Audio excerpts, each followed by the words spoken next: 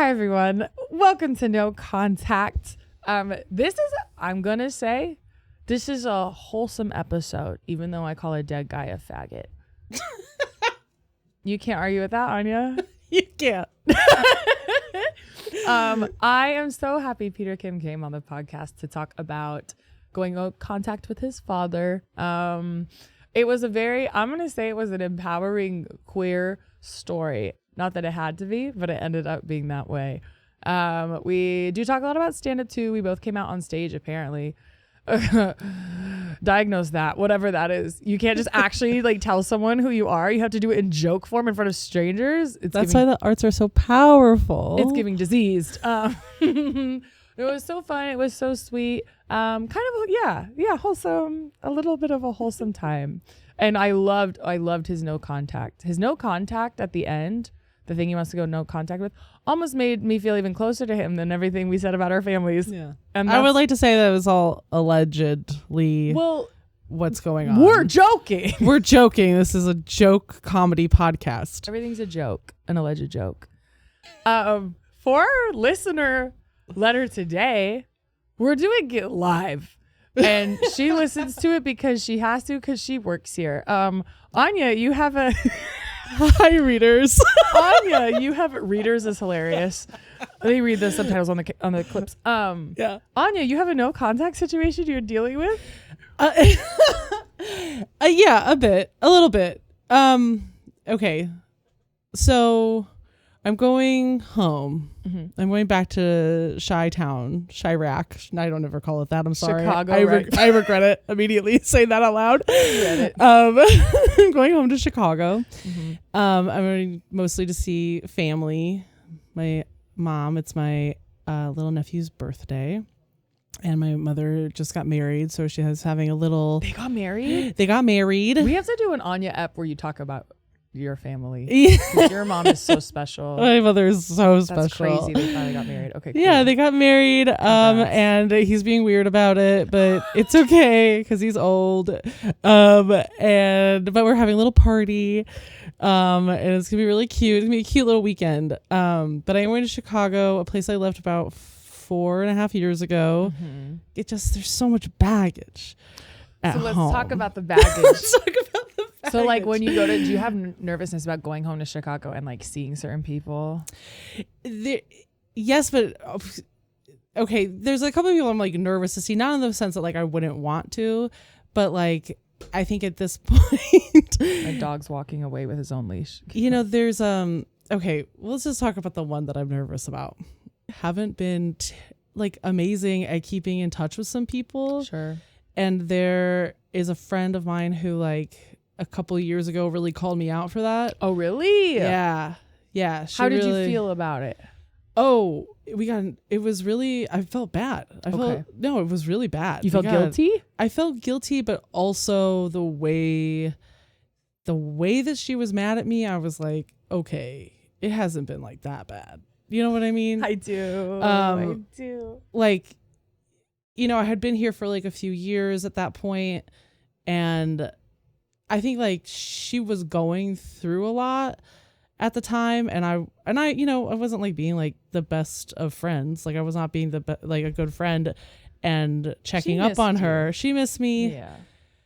But it was like the way that she got mad at me, it was like our friendship has changed. Like, I don't know if we can be friends anymore. And I was like, okay, I know that saying like I'm busy maybe is not like the best excuse, but like I moved away like 3 years ago. Like our relationship is gonna change. Of course it's going to change. It's You're gonna going change. To change. Yeah. Like we knew that when I left, we grieved that. Like that was kind of, that's like why you're sad someone moves away. Is this a lesbian?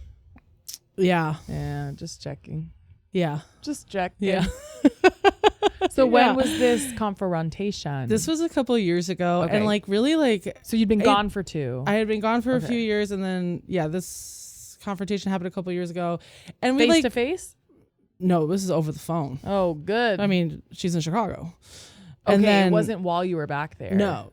No, That's this was over a interesting. couple of months that this was happening. This was like a few weeks. And so it would be like, you need to do better. And then I would try to do better. And then it was like, you're not doing better. And I'm like, okay. What are you, married? Like, I really, well, that's the thing, right? Well, And then, so things kind of, we've made up, we've moved on since then. But honestly, like, it's really, things have not been the same since. so do you have plans? Actually, So we that was about don't- 6 months ago. We don't have plans. I haven't told her that I'm even coming back. I've only told like 2 people I'm coming to Chicago. Do you want to see her? Like, yeah, of course, but it's like I'm still really like in the part where I'm like, I want to be like, I'm still like, I need my space. Does it take from you back this. there when you go there? Do you feel like you're back in that time? Like COVID-y? Did you leave when it was still COVID-y? I did, yeah. Yeah. Yeah. And me and this person and a lot of my relationships there, we had like pretty a lot of codependency going on. Lesbians in COVID is... Yeah. It's just been a lot. So I don't know. I think there's a part of me that is overthinking this in a way. Can I tell you I don't like that word? But yeah. I don't believe in overthinking. Okay. I think there's tell me. repetitive thinking and there's wrong thinking. What the fuck is overthinking? That's true. And people say it Okay. all the time. And I get mad even when they don't say it about me. You say it about yourself and I'm furious. I just don't see I think it's a very dismissive way Yeah. to gloss over something That without you're saying worried what's about. really happening. What do you mean overthinking? So what do you mean overthinking? Like, are you having anxiety? Are you spiraling on hypotheticals? What I do you think mean it's by a that? I think it's the hypothetical. I think like I'm worried, like, it's like that thing where everyone thinks that everybody else is having like an amazing time when everyone is actually kind of miserable. Oh, sure. You know what I mean? Like, there's a part of me, I think, that I'm afraid that she's like really mad at me, and I'm like, she's probably not even thinking about this at all. So but then what- again, that's what I thought before, and then she got really mad at me. No, there's no one in the world more than me that's like, oh, that's probably not about me. They're not thinking about me. And then turns out I'm in trouble. So I don't know how much I can help. You did say, okay, so right as we were pressing record, you're like, oh, I might need some advice. I guess, how long are you about to be there? You said a weekend? Yeah, like a Wednesday to like a Sunday or Monday. Okay. That's a cute, 5-day, 4-ish day with travel. Yeah, and I've got some plans. I want to see some of my girls. I think I like mostly just want to focus on my family in general. But yeah, this like the going home. It's really just I would love to kind of go anywhere else.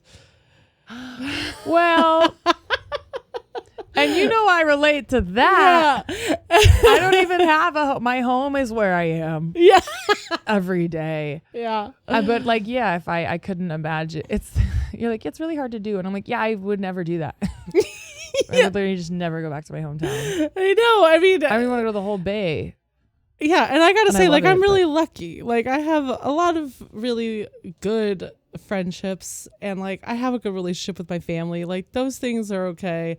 Yeah, if you're spiraling, if you're not sure, what are you not sure about? Like whether you want to reach out to this exact person on this visit. Yeah, I think I'm feeling bad about doing the thing that they accused me of doing, which is not being in contact or like not being available all of the time. And yeah, and I think that like, I don't know, it feels like maybe we have like it feels sad, like maybe we have like grown apart, like maybe we don't have like the same things in common anymore. And is it, I don't know, it's like, is it worth spending the time like When you only have so little. like rehashing these things? Or Here's my tea, yeah, and I know not everyone would feel this way. tell me. If you don't want to see someone, you shouldn't see them. And that doesn't mean you Yeah. hate them. It doesn't mean you wouldn't see her the next trip. Yeah. Why force something? Because she's not going to have fun. Right. Like, why do something for someone else that you don't want to do that they won't even enjoy because it doesn't sound like you think it would even go well? Like, and if you're resenting being there, and technically she didn't even, Like if she asked you to hang out right now, that would be different. Right. You get to not reach out to every person, every trip. That's true. And she needs to deal with the fact that you make that choice for yourself. She just does. And yeah, maybe you're not as close as you used to be, and that can be sad. It doesn't have to be anyone's fault. Yeah. Right? Yeah. And like I know I've done that, of course, to people where I'm like, oh, we're just not feeling it. No hate to anyone. That I know has been done to me. And no one said that to me. But there are people in this city who I used to be friends with. The dog standing on his hind legs. He only does that when I'm telling the truth. Just kidding. Kind of just does it whenever he wants something. And that's why I'm making you a TikTok. No, I know for a fact there are people who I moved to LA and I thought we'd be friends again. And they made it very clear they did not want to hang out anymore. They don't owe me an explanation. They don't owe me an answer. And if I wanted to try to imagine why, I'm like, maybe our communication, I don't know how to explain this, but sometimes communication just changes. Yeah. It's like, when you meet people who you're on the same wavelength with versus not, it is really like jarring and sad and frankly worth grieving when that's like someone you already know. Yeah. You're like, damn, we just don't hang the same. Yeah. That's really sad. But my proposed solution then, if you are still feeling maybe weird about it, is like, do you have mutuals where you can get together as a group?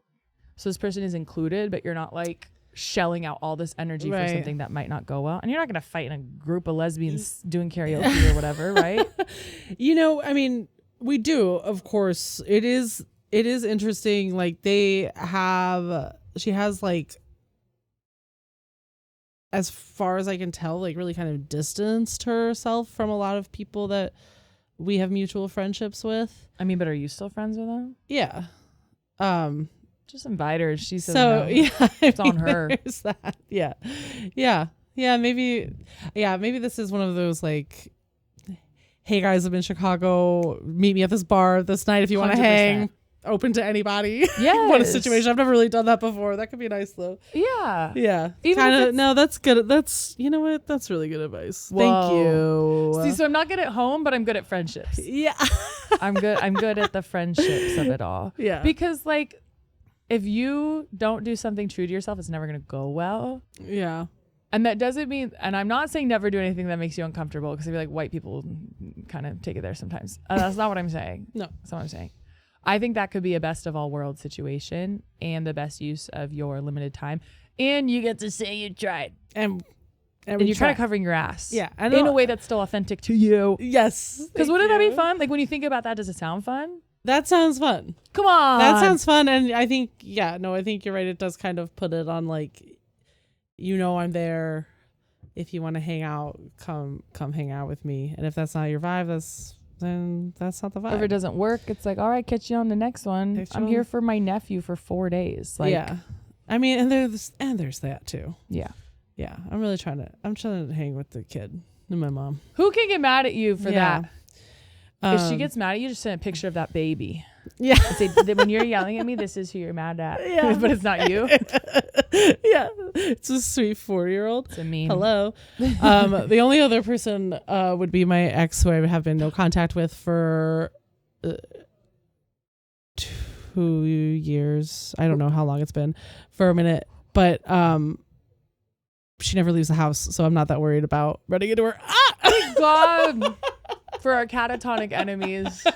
Thank God. And I've always said that. Thank God. And I've always said that. Yeah. No, that's what pissed me off about like my agoraphobic dad. Apparently started leaving the fucking house after I ran away. Oh, bitch come ass, stay in there. He said, I guess it's not that scary outside. The child could be out there. It's like when your ex starts working out after you break up, and that's something you always wanted to do together. Yeah. Me about my agoraphobic abusive dad. Okay.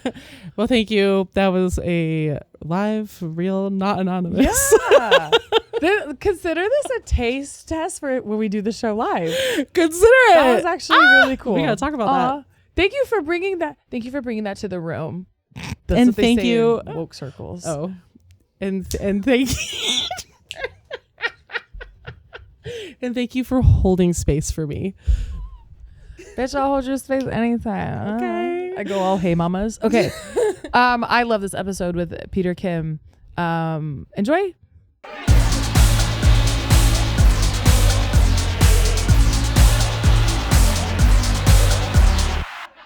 No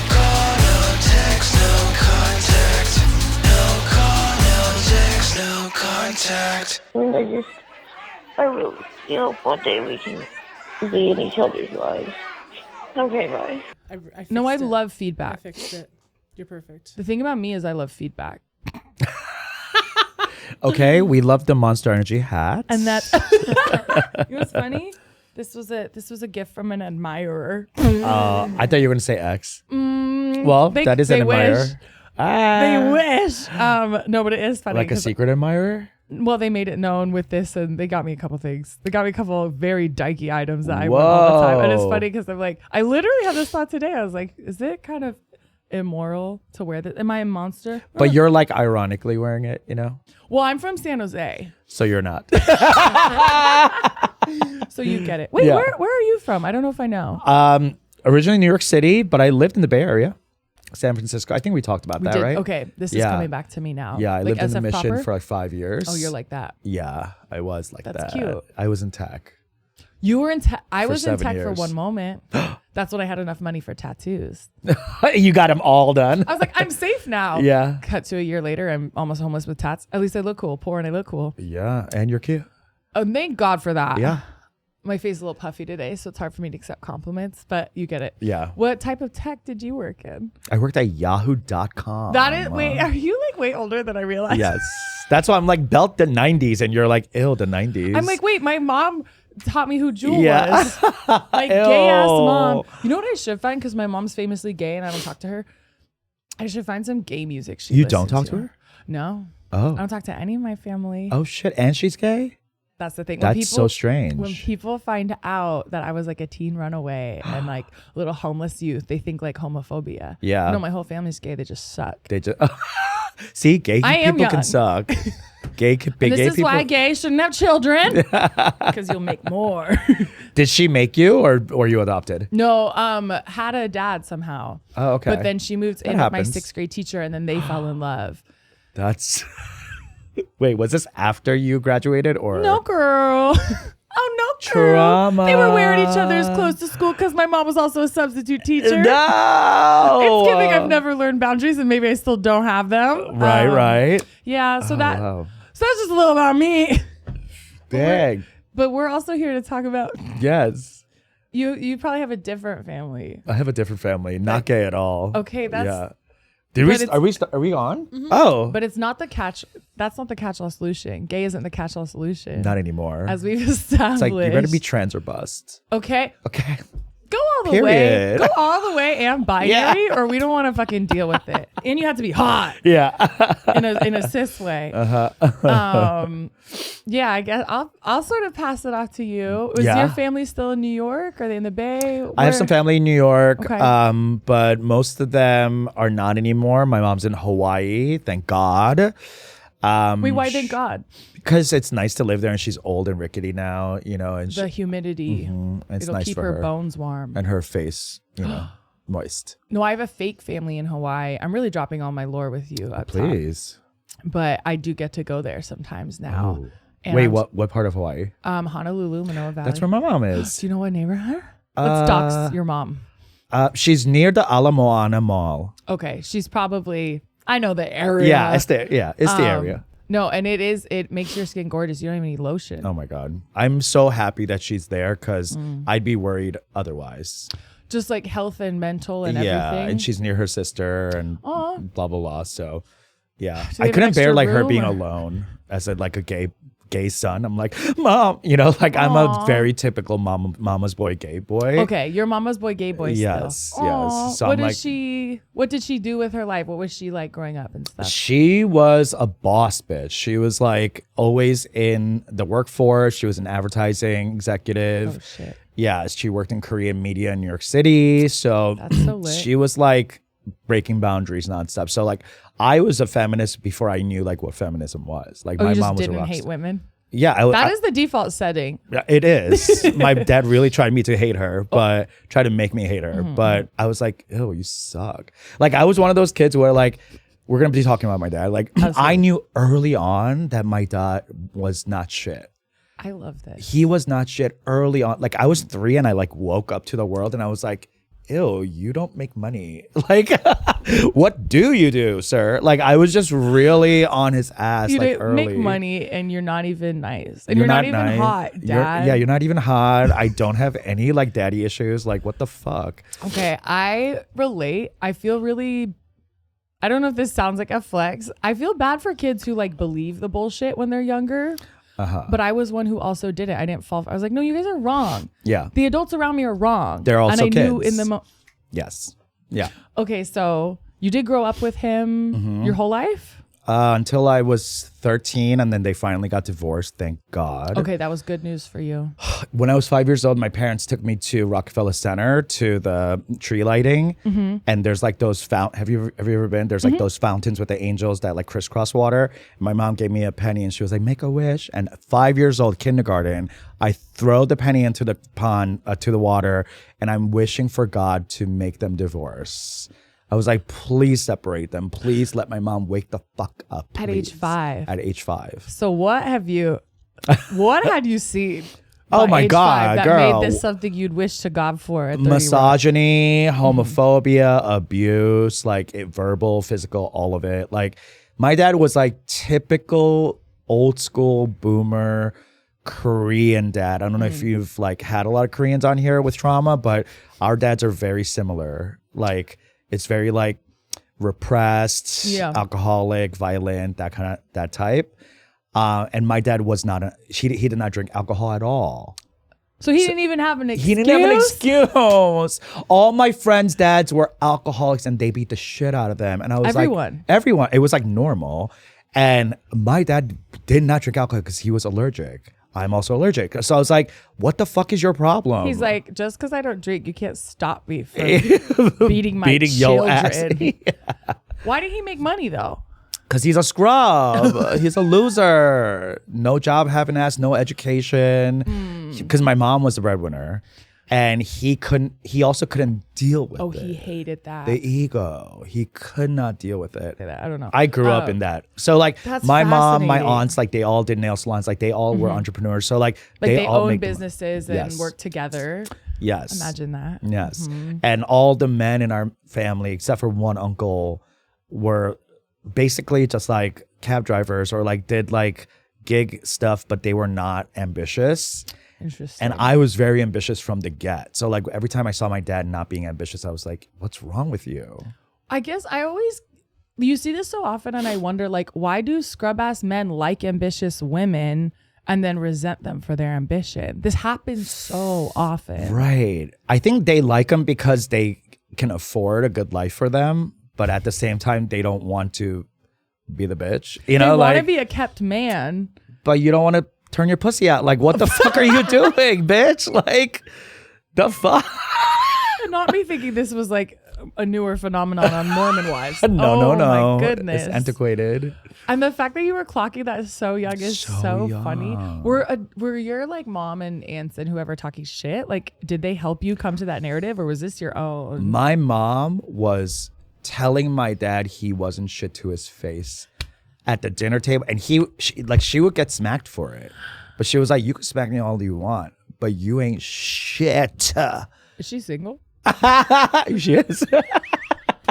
No, I've said this a couple of times on other podcasts, but I have a dream that my mom comes out as a late in life septuagenarian lesbian. I'm open to it. Because I am too. I want it so bad because I don't want her to be really happy. She would be so happy. There's gays out in Honolulu.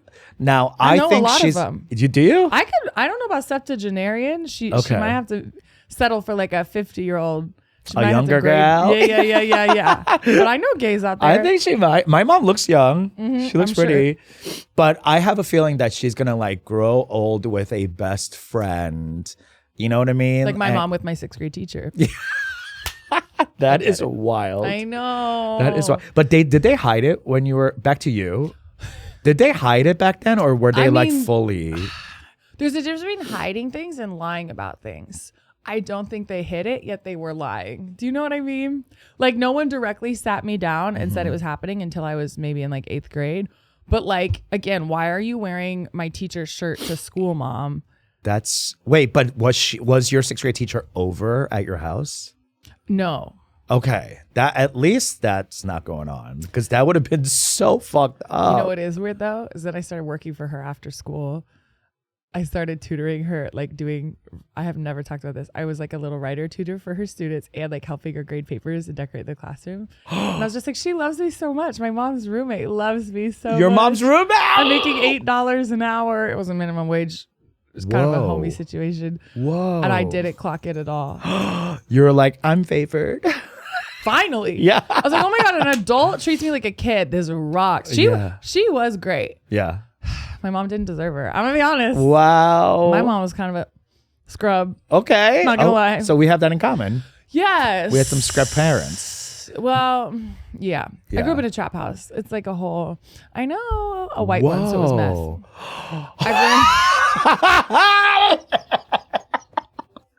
I've learned on this show. So crazy. I've learned on this show that's sort of like maybe I knew, but Wait, does your audience know this lore? oh yeah. Oh, they know it. Okay. So like people tune in and out. I'm happy to like repeat some lore because it's also like why is your podcast called No Contact? So it's important I think to remind people. Yes. Yeah, why I ran away and I don't talk to my whole family, and it's since become this like phenomenon. It's like in the zeitgeist, but I was No Contact like fucking before anyone even knew that it was Oprah a thing. would be talking about it on her YouTube show. Oh yeah, I went No Contact with my father. He after my parents' divorce, he really tried to like instill like this regular kind of let me come see my kids type of thing. What do they call that? Visitation? Custody? Maybe, yeah. Although there was no custody agreement. It was all like hush hush, like just I guess we're doing this. Did they go through court at all, or was it as off the books as possible?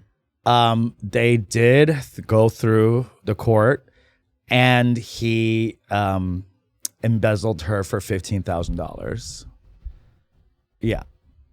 He was like, you're going to pay me out cash, bitch, if you want me to leave. And my mom was like, I will borrow money for you to leave.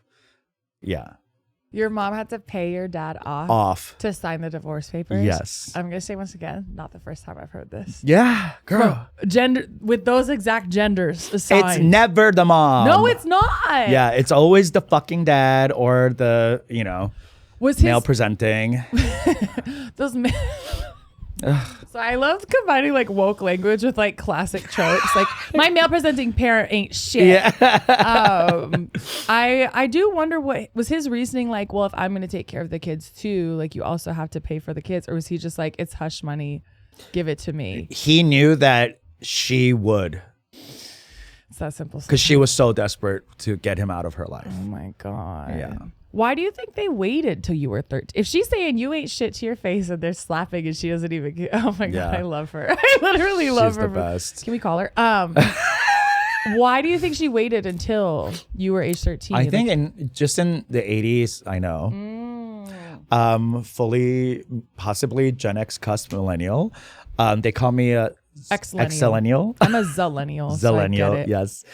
I back then, especially in the like Korean immigrant community in New York, very Christian, very like we don't talk about Bruno, so my mom, I think, had a lot of shame, and my dad had a lot of shame, and she wanted it to make it work so bad because of me and my brother. Aww. So she was like hanging on for that, and then it just got untenable, and meanwhile, like at 5 I was like, get out, but she was like, well, what are we going to do? We can't be a single family in America. Like, I don't even know the language. Like, what the fuck are we going to do here? So they were the ones that immigrated? Mm-hmm. Okay, and you're first gen? I was born here, yeah.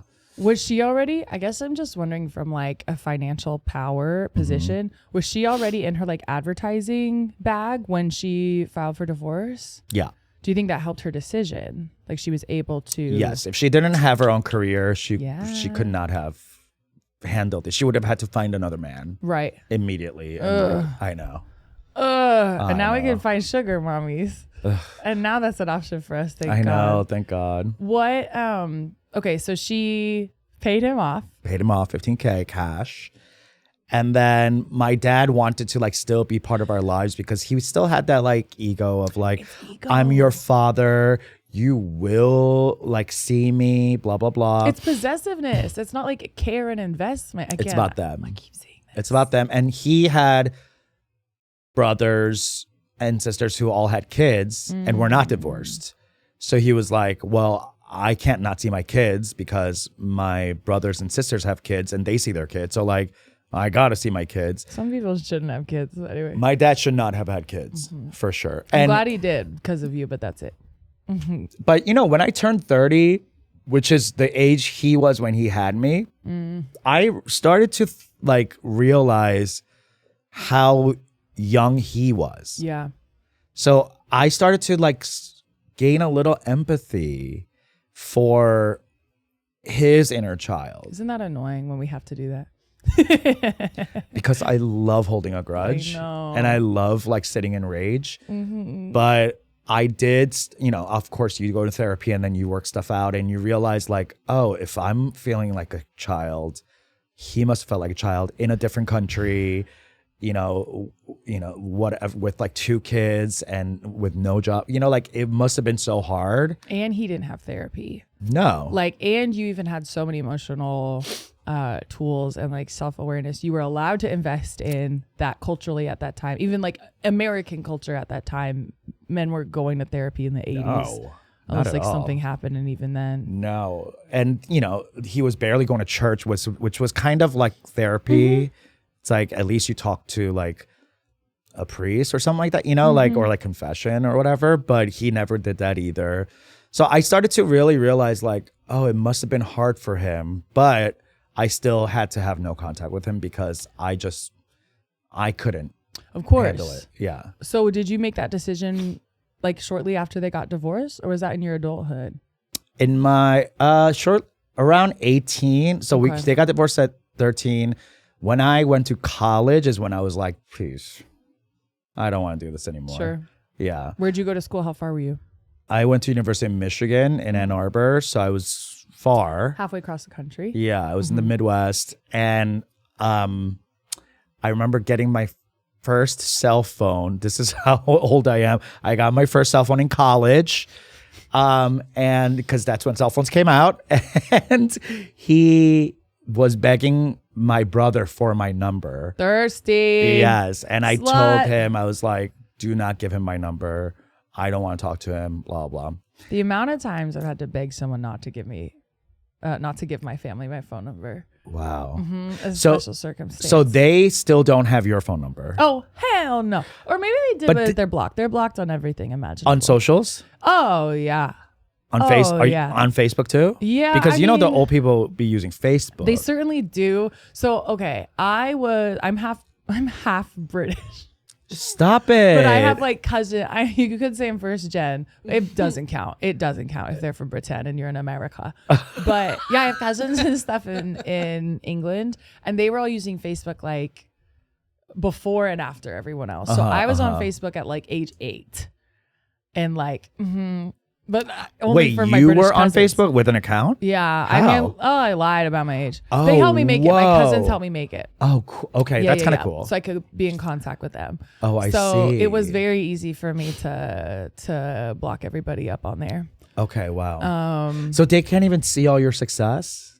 Hell no, they don't get to see that. You don't want them to? No. Why? To be honest, Sorry to cut you off, but like, you're so cool and successful now. I would think that your family would be like, we fucked up. Here's the thing. I don't want them to take any credit because they fucking would. I see. So there's a story with my mom who my therapists who've never met her have diagnosed her as BPD narcissism, which is such a cool combo. Essentially, it's like, you know, at least the way it presented her is like hyper antagonistic and making everything about you. Like I was truly just an extension of her in every way. And so just for instance, one time, like I was trying to make it work with her too. We were trying to make it work for the kids, me being the kids. And when we still all lived in San Jose, she like invited me to this play. And I remember like she used to build play sets. She was kind of a scrub too, like I mentioned, doing random jobs, but was an artist. And so we went to this play and I saw her friends who I knew from growing up, all these fucking gay guys. And no, I loved it. Some of them housed me actually, like in their interior design studio when I had nowhere else to go. So shout out to them. Shout out. I just remember them being like, how are you? Like, what's going on in your life? I was like, oh, I have this like internship with a senator. I'm like having so much fun. I'm learning so much. And she would cut me off and be like, yeah, I really made the kids do like everything on their own growing up, like call the doctor and everything so they would know how to do it. Cause you always have to have these like skills in your back pocket and all this shit. And I was like, first of all, that didn't even happen. You don't even know the last time I went to the doctor. You haven't even been here. And like, how dare you? No, literally, just fully taking credit. I just went and hid in the bathroom until the show started because I was like, this is fucking, this is why I don't doctor. Mom, this is why we broke up. So it's sort of that. It's sort of like I don't need them to. We have literally. Be part of your. We have no connection. We don't. It was like a fact that they birthed me. Yeah. But like, everything about me that is good has nothing to do with them. Right. So you don't want them to come claiming last minute. And they do constantly. And they lie about everything. Okay. Yeah. Like everything that happened in my life, they completely. The reason I stopped talking to them is because they wouldn't admit the reality of our situation back then. And so it's like, why would I continue that? Even expose myself to someone who's like saying my reality isn't real type shit. No. Even if you want to be like petty and be like, look, bitch, look at what I'm wearing. They don't get to look at what I'm wearing. No, I know. That's what I mean. They like, don't. Yeah. No, and they're ugly. My family's ugly. No. I know. I don't believe that. My cousins in England are hot. Okay. Sorry. No, but they've like modeled and stuff for athletic wear brands in London. Okay. And then my like close family, like, what the fuck? Who are you people? The Americans, the ugly Americans. I thought I was adopted. You're like, I'm like, something's different here. No. Well, my brother, and I put it in quotes, my sibling is like intersex, which can be talked about, but then they like made him be a boy at day 10. They gave him a surgery. It, like fucked up his body the rest of his life. No. He was kind of pretty, but no style. He was just a little drug dealer at age 11. He didn't like take care of his hair, but he had a very pretty face. Okay. There's potential there. She has potential. Okay. She was mugging. No, but it's not. Yeah, it's interesting you asked that. No one's really asked me that. Like, would I want them to see my success? Yeah. I'm afraid they're gonna come try to get a piece too. They're gonna. My mom's asked me for money before. I'm not. So, that is so ugly. So my dad, he passed away in 2014. Oh my gosh. Okay. So literally no contact. No, for real. Yeah, no, we can't. Good for at him. all. Strong boundary. Forever boundaries. So, but I do think now, like because now I'm like in my 40s and I've done a lot more work since he passed away. Like on yourself. On myself. Therapy. You know, I saw a psychic in Scotland who said you have to go to Hawaii and go to this volcano. Yeah. So, okay. So I saw a psychic from Scotland and I was like, you know, my dad passed, but I feel like I'm still like holding on to something, not actively, but like subconsciously, you know, psychically there's something there. And she's like, yeah, you know, this is a tough spirit to shake because it's generational. Yes. So you have to like do this prayer of release at Haleakala, the dead volcano in Honolulu. Yeah. So we went and did this whole, like, she was like, okay, say these words and on top of the volcano and really like release him. Wait, where were you getting the psychic reading? Where, like, literally? Like, where geographically were you getting the psychic reading? In my house in LA, but and she told you to go to Hawaii. Yeah. Work. Okay, and they say travel agents don't exist anymore. She was getting a little kickback from Trivago. For sure. Awesome. So she was like, you have to go to Hawaii, you have to do this. And I literally did it. My partner was there with me, holding me and doing the prayer with me up there. And I kid you not, like a week later, I felt different. I was like, and maybe it's like the placebo effect, but still it doesn't matter it's because not placebo because you're processing either way. Who cares like why or how? Why? Yeah. So since then I've been wondering like what it would be like if he was still alive and saw me and was like, oh wow, you're on this show or like you're doing this movie. Yeah. Would he be happy for me or would he do that thing of like, so can I borrow some money? Or, you know, like what would you want him to like say he saw you in your film roles or your stand-up? A Nice Indian Boy on Hulu. It's so funny. I would It's so cute. No, It's I saw it in cute. theaters. I was like, that's my favorite theater. No, that was a feel good fucking time. It is. It's We a need like that. old school rom com but queer. And multicultural. Yes. I would of course love him if he was alive to be like, wow, that was incredible. You're so talented and you're way hotter than me. I cannot believe this happened. And of course I would love that. I just don't think He would give that to you? I know. Because he would never. I don't think Like, he give can that. do it. And thus I don't seek it. You know? Obviously it's like a fantasy scenario. If that happened, amazing. But like I don't think I like obviously I can't hold out for it because he's dead. But I don't have that part of me that's like, oh, how come my parents aren't proud of me? You know, like there's plenty of bitches here with like shitty parents, you know, so like I don't feel so isolated with like, oh, I had a bad childhood. Like we all did, bitch. You mean Like, living in LA? as a yeah, performer? all these fucking psychotic performers. We came from somewhere. Yeah, people pleasing artists. Like, come Oh on. my Like, we all have God. shit families and like shit origins. Okay, it's so cool that you said that because, well, I am from the Bay, right? Where we're born and raised to hate LA. And many of the critiques are accurate. We don't even need to go into it. But something that shocked me, that made me love LA my first year here, was being here on Christmas, where I've been alone as fuck like my entire life, like sleeping in my college library on a table with a Snuggie that my friend got me. Shout out. Whoa. Snuggies are, if you're home, we should be giving homeless people Snuggies. They kind of do it all. For real. I was in LA the first Christmas and like shit was open. People were out. The Mexican club by my house was fucking lit till like I think they went past close. I think they're open till like 3 or 4 a.m. Oh, cool. And I was like, oh, right. This is the city where people don't go home for Christmas. Yeah. Like, trust me, it empties out a lot. of People do a lot of shit. But for the reason you just said, I was like, oh, we all kind of don't have families. And it made me feel much less alone. Yeah. In like a societal way. Like, trust me, I have been taken care of. I've been supported. I've traveled. I've had like, Christmas isn't like a painful time. It's more just been like annoying. And I don't know any different. I don't even miss going home for Christmas because I never did that. had that. Yeah. So it was just a cute realization for me to be like, okay, what you just said. I'm like, I kind of forgot because we're all like desperate freaks who are trying to make it. Yeah. We didn't have and normal godless lives. heathens. Yeah. And that's why we're not looking for normal lives. Godless heathens, exactly. Yeah. No, that's so tea. Yeah, That's here so we are. good. And we met each other in LA. Okay, talk about it. Come on. And that's why this podcast has been interesting because I ask people, like I just message you out of the blue, I was like, Yeah. so do you have any no contact stories? I was like, And- let me tell you, honey. You went, my dad. I was Yeah. like, Yes. perfect. Perfect. Because if you can imagine, a lot of people don't want to talk about Sure. sensitive Yeah. relationships. Perhaps it could still impact them. Sure. Or make a mess even messier. It's kind of what makes it like good.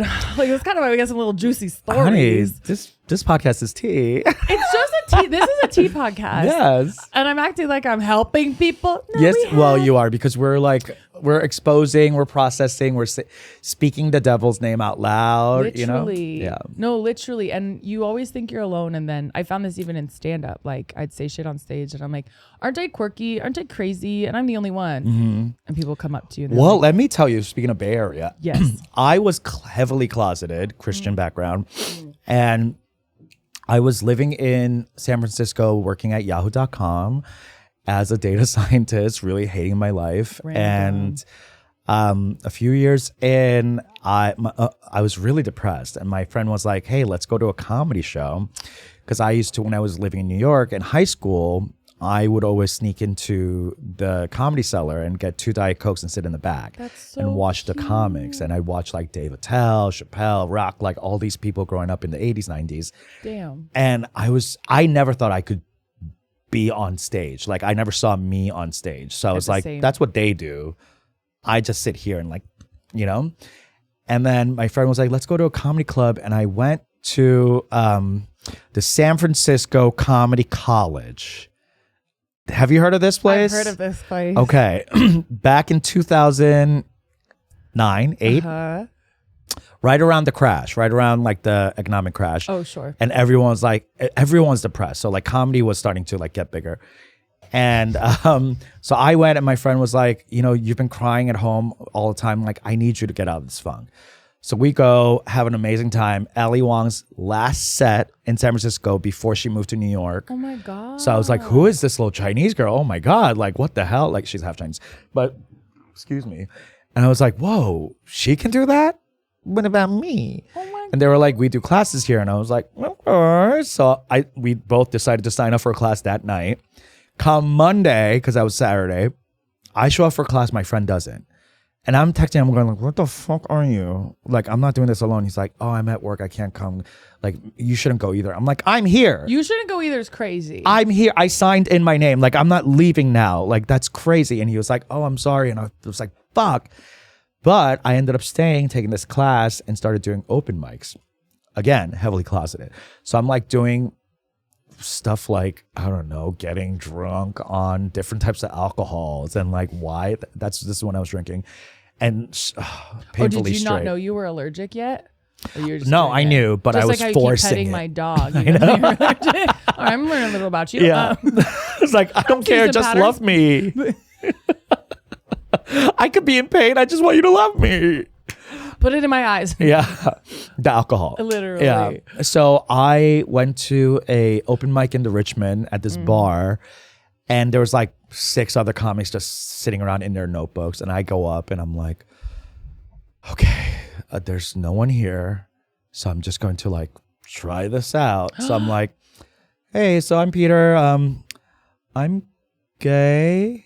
First time I ever say it out loud. You came out on stage. Came out on stage. Too.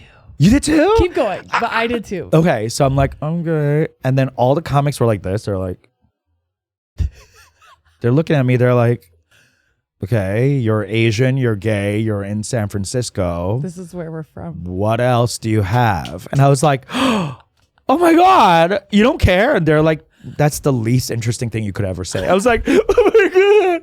And that's when I started like doing comedy for real, because I was like, oh, I can just be myself. Oh my God. And I never had experienced that. Like, I've done like sketch comedy and, you know, improv and stuff like that. But like, I was never able to be myself, like speak my voice, say my opinion, say my truth out loud, and not like completely get, you know, eviscerated for it. Mm-hmm. And I was like, wow, this is tea.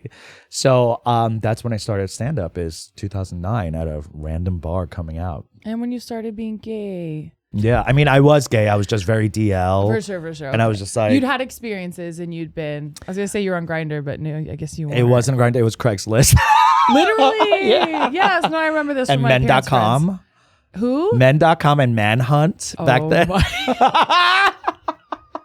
Tell me about Manhunt. Manhunt.com was a website where you can go sign up for an account. It's kind of like early, I guess now you would call it like camming. Okay. So you would like cam with each other and be like, oh, where are you? You're in LA. Let's meet up here. And then like you would like secretly meet up and hook up or whatever. Oh or my I would go to like, God.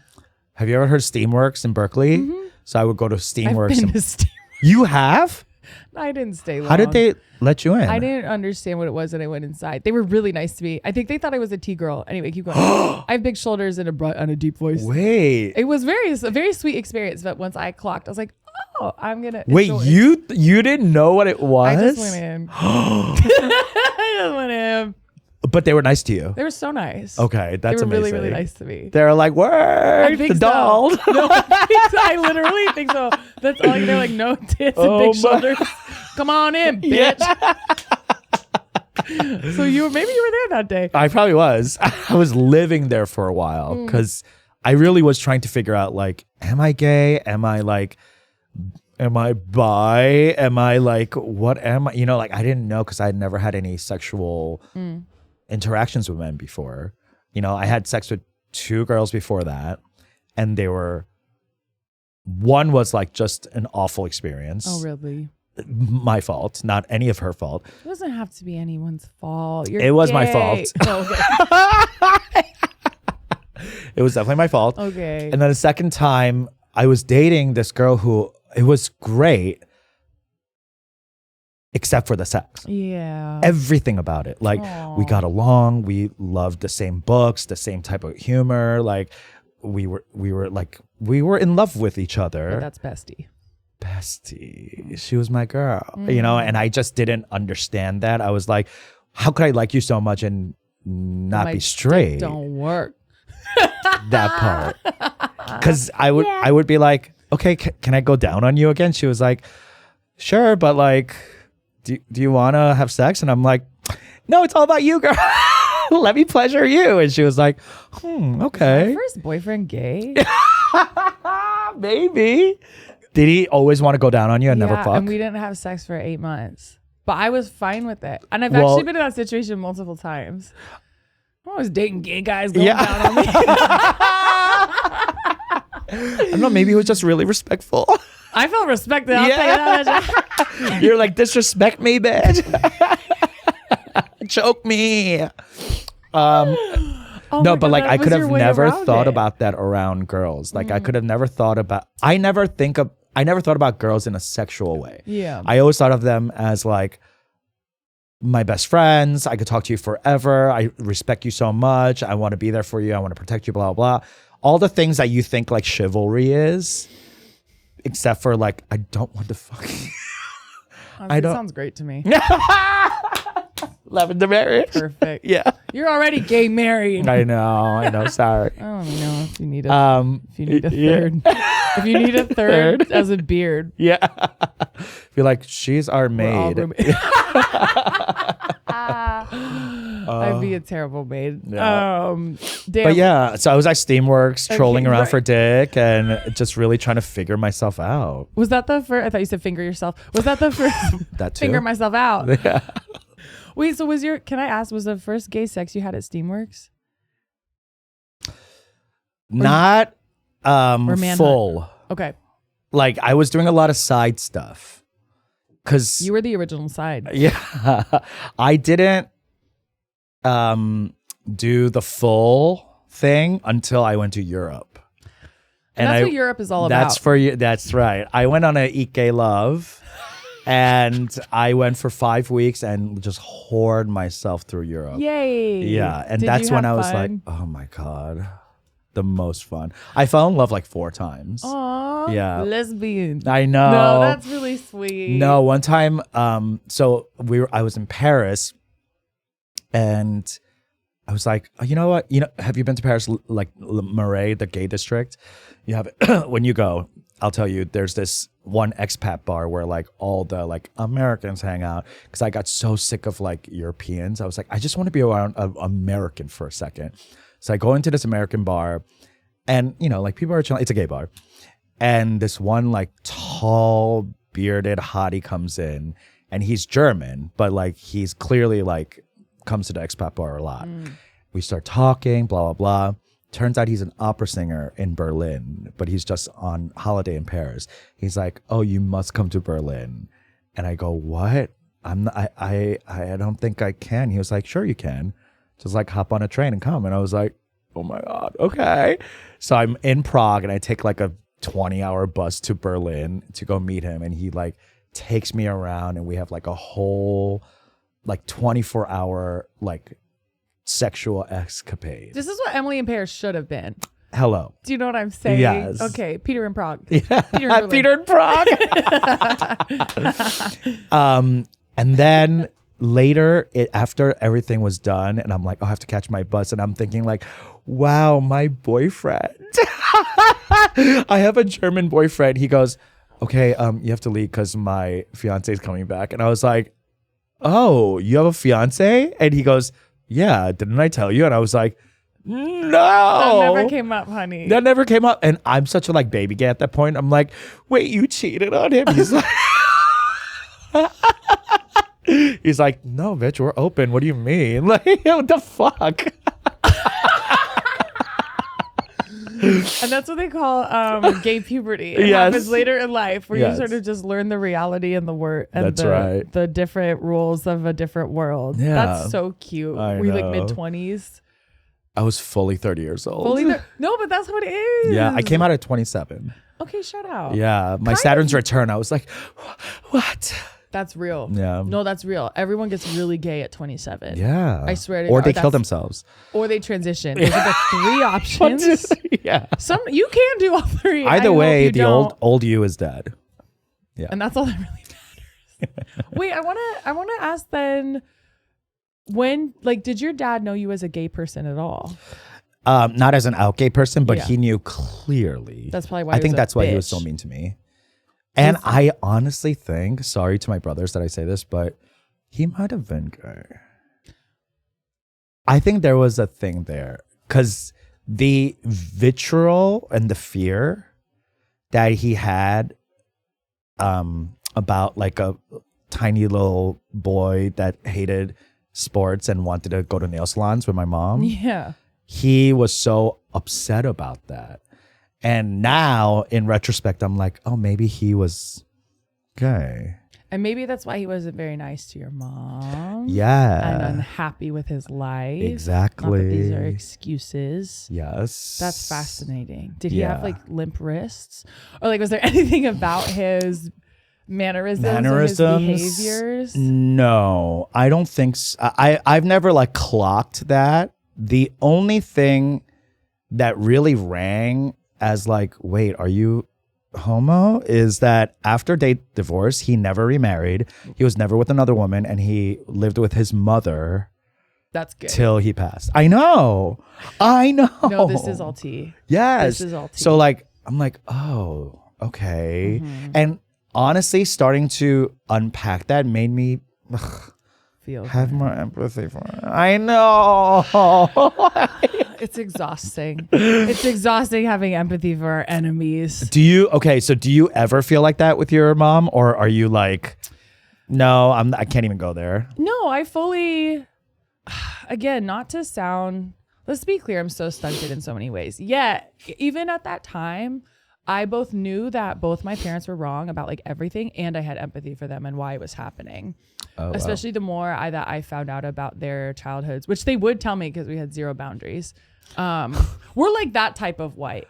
We're a little trashy. Yeah. a little. Okay. Yeah. No, it was an interesting combination of like silence and like things we didn't address, and also like zero boundaries at all, which I do think that's the white experience in many ways, from what I've heard. But I just found out things about like my mom. It's not even like a good story. Like her stories aren't as good as mine, frankly. But like an incident happened of like physical abuse. My mom told me between her dad and her mom, and she was like, she got in between and separated them, and they never talked about it again. And I'm like, that's so cool that then you recreated that like 40 times over in your adulthood. Like slay mama, Oh, wow. slay mama. But now I see where it comes from. I'm like, oh, you saw a family that never addressed something. Yeah. You were put in a situation as a child that you shouldn't have been in. Yeah. And so you made sure that happened to me, and then called it your like gay liberation.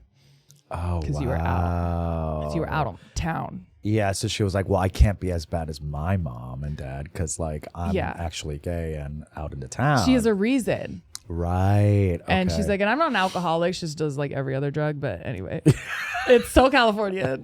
It's so Californian. California Like, demonize sober. alcohol and then never be sober. Yeah, truly. And again, it's like people are like dating people who do that. And I'm like, I get it. That's my mom. And they're like, what are you talking about? What do you mean? And that's why I say I'm living in the future.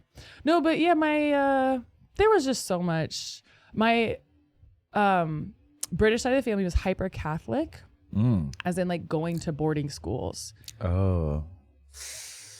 Little boys at Catholic boarding school. I mean, like, do I need to say more? No.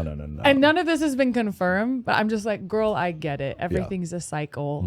And this would make sense, not to like clock your gay dad, but it would make sense if he is so upset and like a fucking cancer and like a black hole to everyone in his life because he's not getting to be He's himself. not happy. I know. And truly, if I was still closeted, I would not be here. I would have made course. some woman's life terrible. I would have no friends left. Like it would have been bad. So like I clocked that in myself. I'm like, oh wait. And that's what we call ending the cycle. Yes, breaking it. And it's possible. And it's very possible. Yeah. Damn, you should be proud, not even just in a gay way. Oh, You thanks. should be proud in a of straight way. Thank Be you. who you are. No, I think you should be proud because not everybody does that type of work on themselves and then like reflecting it back on the timeline of their previous generations. Honestly, this is so cringe a little bit, but like stand up saved my life. Okay, and that's cringe, but so's killing yourself. So take your pick. Yeah. And I fully know what you mean. You came out on stage too, you said. As a they them, yeah, it was funny as fuck because I went up on stage and I, maybe it was whatever. I don't fucking know who I told what. And I didn't really think of. Here's the other thing with me too, because my parents were like gay and we knew all gay people. Coming out wasn't a thing for me. Right. Society like grooms you to be straight, but I was never full. It just wasn't a thing. I did not have to come out. No one gave a fuck. Right. So when I went on stage, like I had talked about like non-binary identity with a few close friends and band members and like whatever else. And again, it was just not a big deal. I wasn't their first they, them or anything. Right. And once I thought of a joke, I was like, well, now I'm going to start talking about it publicly, Yeah. which is a little toxic. Yeah. A little stand-up bullshit. But it's that like armor you have, at least like you crafted something Yes.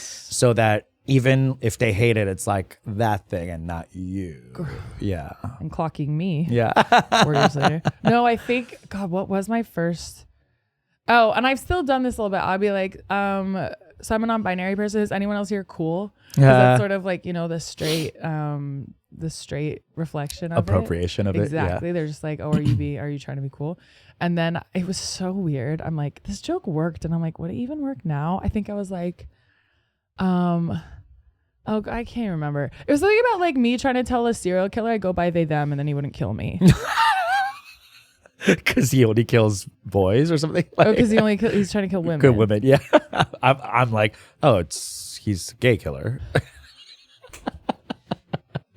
You're right for that. Yeah. Yeah, me too. That's funny. I would have told Jeffrey Dahmer I was not binary. Wait, I'm not. Talk about appropriating. Yeah. Wait, don't eat me. I'm they that. He's like, ew. Gross. He, him, heart and liver only. Yeah, exactly. Oh my God. That's actually. I only eat cis. If Jeffrey Dahmer's victims' families weren't alive, I would do a sketch about that. But I would feel a little bit weird about it. Yeah. I That's could really look funny. like him. I could make it work. All white people look a little like Jeffrey Dahmer. If you look close enough, and don't forget that. I hate that he's the gay one and he was ugly. Was he? Yeah. You know how like some serial killers are like hot? Well, that's how they do it. I know. And I'm like, why is the gay one ugly? That's like such bad representation. I need to look at the real him because I only know the actor. Yeah. I don't think I saw his real face. I saw his Netflix face. He's not like, because I remember I saw the documentary and I was like, they fell for that? Ugh. They didn't have options. I know. That's so true. It's so true. Now gay serial killers would be gorgeous. They'd have They filler, have to be. They'd have cheekbones. Honey, turkey, the hair transplant. Turkey. Yeah, turkey. I wish their name You can't be a bald faggot and try to kill in 2026. Not Ew, 2022, no not way. LA. Not LA, honey. You better Maybe go to like Kentucky. Kansas. Yeah. You told me not to touch the mic, Anya, and I keep You're like- throwing it. You're like, let me my hit this God. motherfucking mic. I say I love feedback, and then I literally like rebel. Okay, so can I ask about how your mom felt about you like cutting off your dad? Was it like a She nothing was for- in favor. When he Yay. passed, she was like, I was like, I'm not going to his funeral. And she was like, you have to go. And I was like, are you going? She's like, hell no, I'm not going. He's like, but you have to. And I was like, why? If you're not going, I'm not going. And Where she was the? funeral Yeah. in Jersey. Okay. And this is what before she moved, but Okay. she was like, you have to go because forgiveness is for you. It's not for him. And I was like, wah, wah, wah, wah, wah. And then I did go and I was like, oh, this bitch is always right. Like You were glad you went? afterwards, like Okay. maybe years after.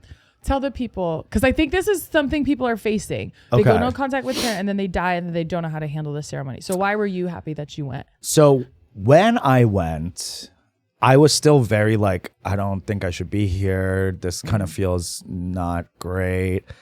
But I remember seeing him, it was open casket. And I remember seeing him and going, oh, Faggot. wow, there's Sorry. What? Fabulous. I said faggot. I'm so Gay. sorry. No, Keep going. no, his cheekbones were pronounced. Well, But laying down. yeah, so, Formaldehyde. but I remember thinking like, when you see a person in their casket, they're no longer a person. Like, not because they're dead, but like the spirit has left. Like, it's just a body. You know, it's just like skin and bones. So I was like, oh, he's not in there anymore. Yeah. And I remember thinking like, I can't even like do the like full forgiving or anything because he's not here. And that's why you need to go to a volcano in Hawaii. Yes, No, but that does make exactly. sense. I understand what you're saying completely. Because I didn't get closure. Yeah. But I remember a couple of years later, I was like, oh, I'm really glad I went because I was doing a lot of like therapy and work, and I realized I was holding on to so many things that he was not even aware of, and he will never be aware of. So my mom was right. Like, me going to the funeral and having that like kind of ceremonial goodbye, although years later I did it like spiritually at the volcano, but like physically, I think I needed to do that in order to get to that next step of healing. There's steps. Yeah, because if I didn't, then I think I could have still healed, but I would have held on to it longer. Did it make it kind of real for you? Like, to see the body at least? That he was like, this gone? bitch is gone? Yeah, because I had no contact with him for a while. Like, he was already kind of dead. He was already dead. Maybe asking for myself. No, yeah. No, this is for all of you. Yeah. But it was final. Yeah. Like, because there was no like, but what if happened chance? It's not hanging anymore. And I remember like every time I go back to New York, like New York's a huge city, 8 million people. I was like, but what if I bump into, you know what I mean? Like, but there's now you can't. So all of that's gone now. So you kind of have to like move forward. And I do think that, and you know, no shade to anyone who decides not to. Yeah. But I found that for myself, it made the healing process kickstart as opposed to like, I'll get to it when I get to it.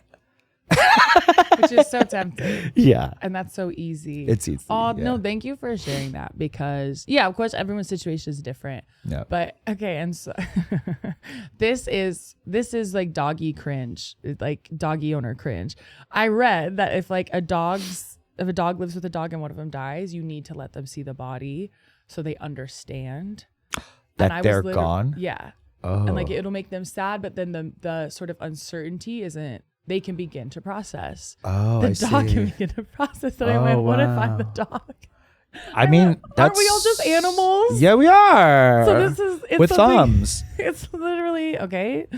Clock it. Yeah. It's really like, it was funny that's how I learned. That's an how. Instagram video about puppies on like how puppies process death helped me realize like, oh, I think that would work for me too. I think it would. Just make it real. It would And be so hard. It's a truncation. Yeah. It's like a moment in your life when you could go, okay, and that's closed. Yep. As opposed to like, I'm at the last page of this book, but the cover's still open. Metaphor. You know what I mean? It's like you got to the end, but like it's still open. Yeah. But like There's after, tension there. yeah, but and you can't move on to your next book. We keep yet. going like this. Do you feel the tension? No, I know exactly what you mean. But once you go to the funeral, it's like close, and then this new book can open. Yeah. Yeah.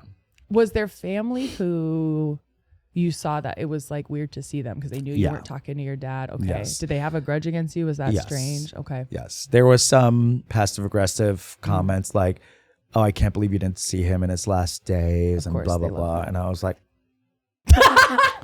I'm like, whatever. Most of his side of the family, I don't talk to anymore. I talk to 2 cousins. 3, but the third one's in prison in Korea. Oh, shit. So can't talk to him. Sorry, we'll see you in 10. It'd be an expensive call. Very expensive call. I'm sorry. I'll stop touching the comments. I'm sorry. That's so funny. You know, you said that funny.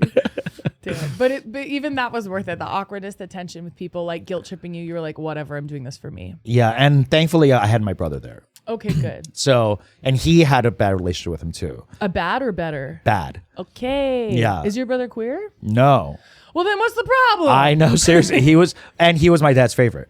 Oh boy. Yeah. So even he had a problem with him. So I'm like, and here's the thing.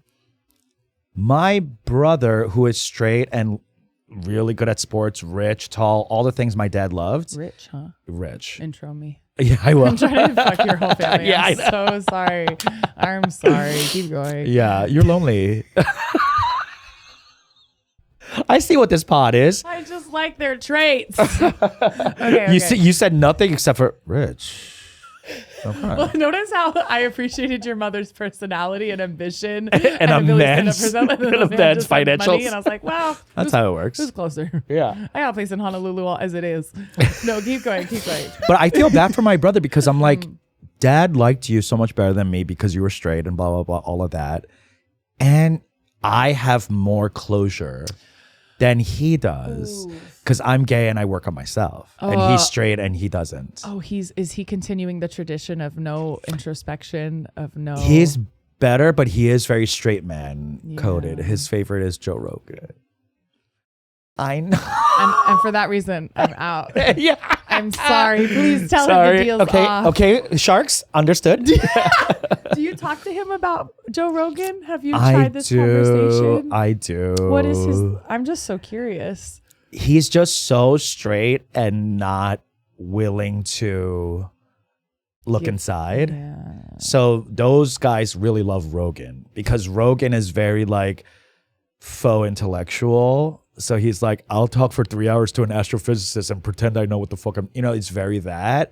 So I think he likes that about it, not his like politics or anything like that. And they can separate those things as if they don't impact one another. Yes. And the money doesn't. Because straight men don't get affected by shit. Okay. Because the world's for you. Yeah. So we have our differences and we do fight, but my brother's great. He's a wonderful person and I love him so much. And except for the fact that he's straight. Like that really, I'm like, God, why couldn't you be queer? We could be best friends. You could have a podcast instead of. Oh my God. Tell him If to he start a was gay, podcast. I would fucking podcast with him immediately. You should try to get him in the freaking door by saying, if you blow up, he could meet Joe Rogan. LOL. Why are you laughing and then saying LOL? I do that. I do that. I love it. No, I love that's so it. excellennial of me. Is it? Yeah. I've just never heard anyone do that. LOL. Oh, to punctuate Ruffle. with the. I'm screaming. Okay, I'm glad that you have a cool straight brother. He is cool. I like him a lot. Good. And I have another straight brother. They say it's usually the youngest that becomes gay. Yeah, because the woman's pregnancy. Yes. The pregnancy is treated as like an outside element, and as they continue to have children, the body learns better how to fight the outside element and therefore feminizes the embryo. This is pseudoscience. I heard that on Joe Rogan. I don't know, but I've heard that. Fact. Yeah.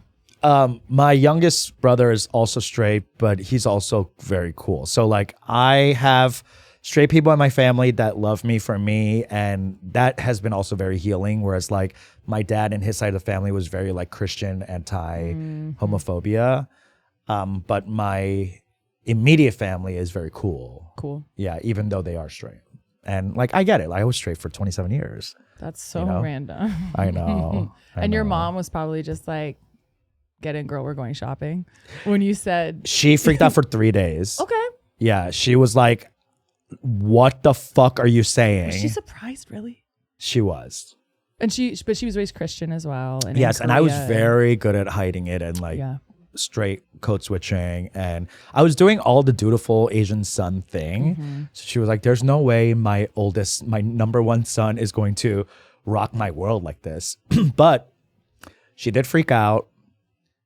I remember we were in Manhattan, 32nd Street. We're at a hot soft tofu restaurant called BCD. There's one here yes. in K-Town too. I ate there 2 days ago. Oh yeah, great, amazing lunch deals. You should check them out. They're not sponsoring us. And late night. Yes, but there's a BCD in New York, and I took her there. This is a true story because it is a spicy tofu restaurant, and I knew she was gonna start crying and like hyperventilating. So I was like, okay, this will be perfect. We could blame it on the spicy tofu. Did it work? It did work. Because she was like, and I was like, just take like, a bite of that, Mom. I got some we news. ordered mild. We ordered medium heat. And then so she freaked out, and I walked her to the N train because she was like going back home. And she was like, I can't believe this is happening, Mama. And I was like, I know, I'm sorry, Mom. And she was like, are you sure? Are you sure? Like, it's not just a phase. I'm like, no, it's like I've been at Steamworks too long. Like, honey, it's real. And then 3 days later, she was driving me to the airport. We drove to the airport in silence. And afterwards, she got out and hugged me and cried. And she said, I'm so sorry I reacted that way. This must have been so hard for you. Yeah. The way I don't even have this type of trauma, and I'm gonna cry. I don't even have queer trauma. Honestly, my mom's gay as fuck, and I'm like still gonna cry. No, that's I know. beautiful. It's beautiful. She's That also she came happened in around. Peter's She came around life. fast. Like, And I totally, well, and again, this hasn't happened to me, but I can, of course, it's like such a hard thing to go through that your parent wouldn't react well. But it's also like, girl, people are conditioned their entire lives to believe something. And like the power of love for your child should be strong Greater. enough to get through that. But like, it's not going to happen instantly. And just because it happened, just because it doesn't happen initially doesn't mean it won't ever. And that's a really, and it beautiful doesn't thing. happen for narcissists.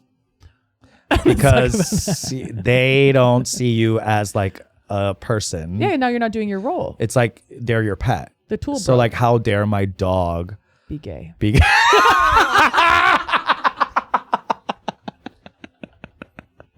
And my dog is gay. Yeah. Oh, my dog is And you're proud of that. because he loves the girls, but he Yes. doesn't try to F them. And I'm not even kidding.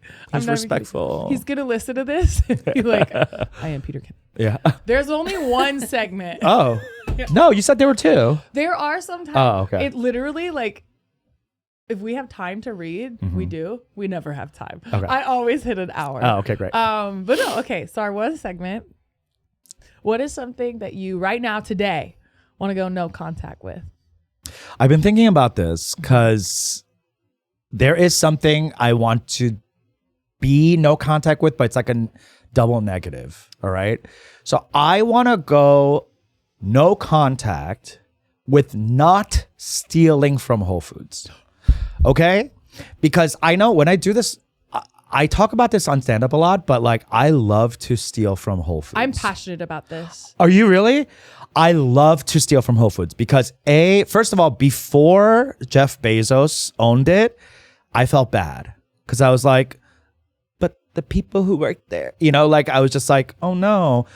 But after Jeff Bezos owned it, I'm like, fuck you. You steal everything from that motherfucker. Okay. Whenever I order anything from Amazon, which I try not to, like I will lie and say it didn't show arrive. Yeah.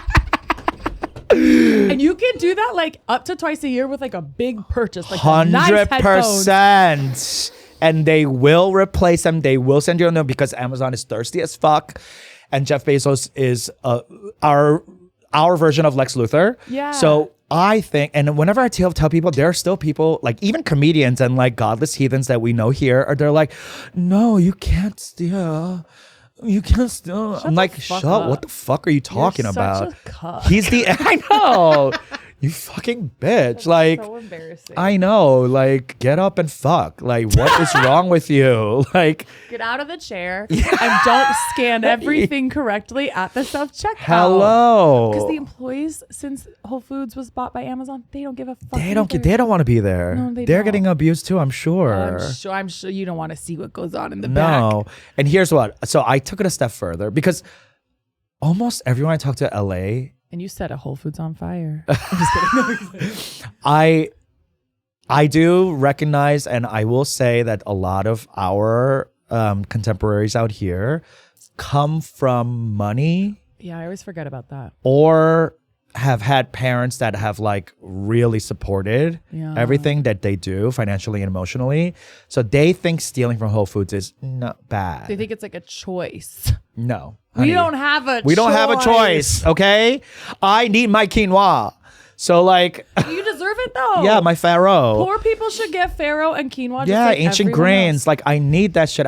I'm pre-diabetic, bitch. My grains can't be white rice. Okay, actually though. Yes. Okay, yours is a little more real. So than mine. I'm sick of these people coming to me and judging me about stealing from Whole Foods because, bitch, you ain't doing life right. No, okay? bro. And I'll go one step further. You should be stealing from Erewhon. Can I? And I've done that. It's And I actually- have done that. It's not. It's even. It's so easier. easy. It's so easy. Because Whole Foods, there's like rats like us who are like steal. And so they're like, they have like real, people like security guards like on guard. Yeah. And I have been caught by the neck, by the scruff, by In a security Whole guard. Foods? Yeah, in Chicago. And I was detained in their little office. Hot. It was so embarrassing, but also the whole time I was like, fuck you. Like I didn't care. I can't even believe you brought this up because literally every time I I just had to buy a new computer.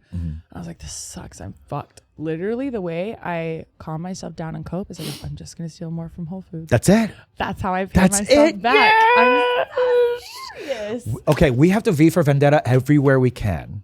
Okay? Who is being hurt? Yes. And Who? it's not more violent than the government that starves people. Yeah, and Like, by get the on a way, soapbox. I know there are some of you out there listening going like, but that hurts the workers. Okay. If we all steal from Whole Foods en masse, then that will solve the problem. It'll hit Jeff Bezos. Okay? That's solidarity. It's solidarity. Also, as someone who worked in a grocery store for 7 years, we're stealing to survive too. Yes, bitch. And also, you guys have like a certain amount of budget relocated for stolen goods. And you can ask to try anything and they'll just open it. Whole Foods stole that from Trader Joe's as a policy.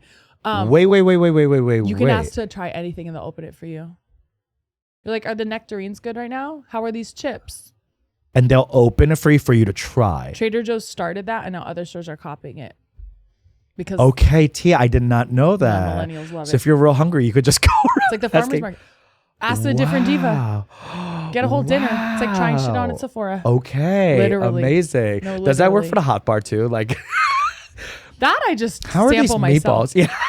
You're like, you don't need a bitch to tell you. If what. someone's close by, you could ask, like, can I try an olive? But Yeah. I've never asked. No. In my opinion, Well, why that's should already you? a sample station. Sometimes I fill up.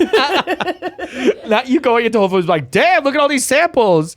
They're like, ma'am, you have to weigh that.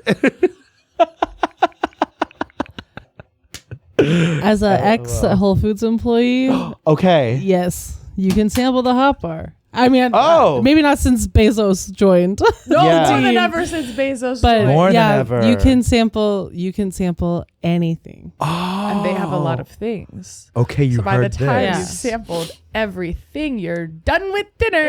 Yes. And, And bitch, you that's should not even. get samples at the prepared foods section. You can be like, can I try Yeah, the you macaroni? can try. Can I try the every- spicy tuna? You can try the spicy tuna. Oh my you God. can try the deli meat. You can try the cheese.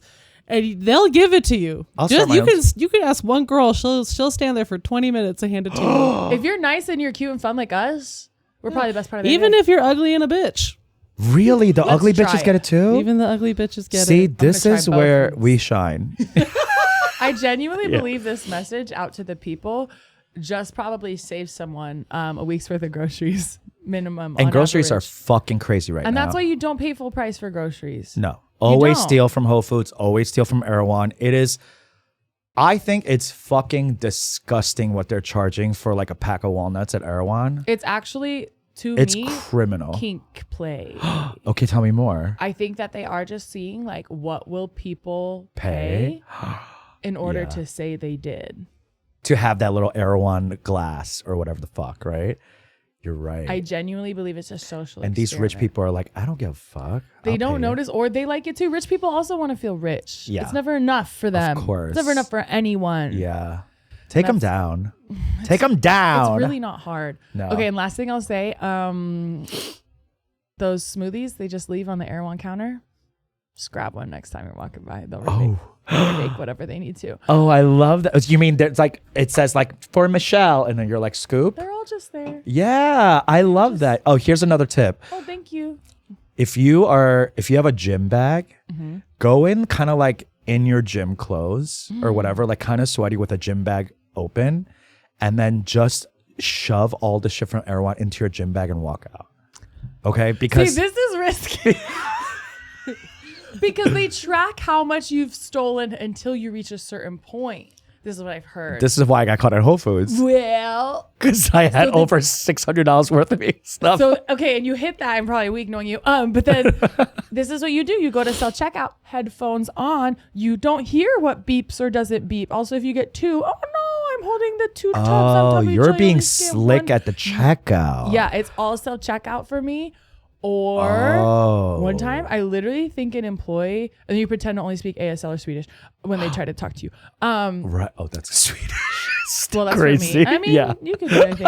You can do anything you want, but it works for me for a lot of reasons. The other thing that happened to me once, I literally think the cashier was trying to make me steal because I was unloading from my bag onto the conveyor belt, and he just put the divider down before I was done, and I went, okay, I guess the rest is mine. Oh, that's So great. experiment with that. Okay. Just like stop at one point, just pause, and then they'll be like, you're done. And it's like, Wow. well, I literally tried. That's incredible. Okay, these and more hot tips on how to steal from the Technocrats. technocrats. Follow us on the Patreon. They want us dead, you know? Yeah. And I do have Patreon. Thank you. Yes. Okay, I want you to plug your show, and then let's get out of here. Okay, so Hey is about to be on this incredible show at the Elysian Theater on September 30th. My ex's birthday. Okay, and this is for them. The show is called Belt the 90s. It's where 5 comedians are going to be telling true stories inspired by songs from the 90s. And then they're going to sing that song backed by a live band. That's going to be a sing-along. It's bam. One way, so don't let that man. I hate and love that you said, oh, 90s. My mom listened to some songs in the 90s. I think so. I think it's gonna be Jewel, though the It's Been is really funny. That's it's like, fine. do I want to do a mask performance or like a beautiful performance? I think and that's on being beautiful. non-binary. I think beautiful. And I do take requests. Yeah. And I've been requested to be beautiful. Because you did say you were in a punk band and your vocals were not. Just wasn't my. It full wasn't range. your full range, and I want to hear your full, and your fans want to hear the full range at the Elysian. September 30th. Yeah. Sweet. Yeah. Thank you so much for coming. Thank you on. for having me. You're This the was so best. fun. It was so Yeah. fun. Yes. Bye. No call, no text, no contact.